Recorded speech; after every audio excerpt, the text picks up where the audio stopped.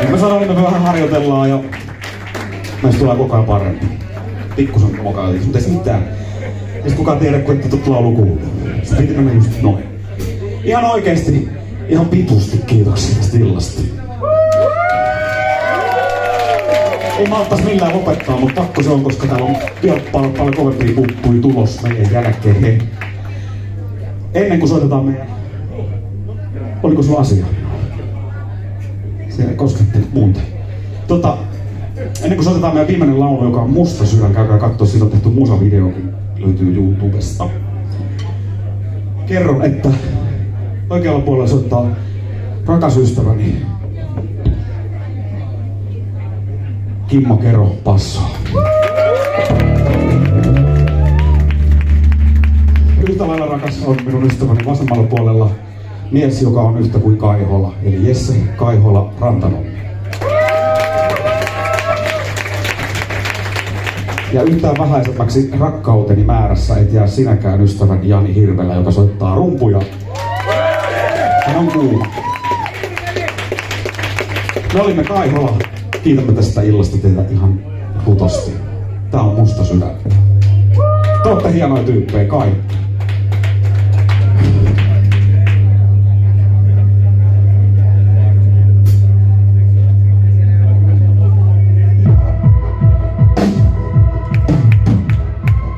Nyt voi pumpata vähän.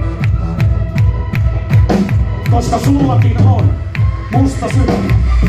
Mullakin.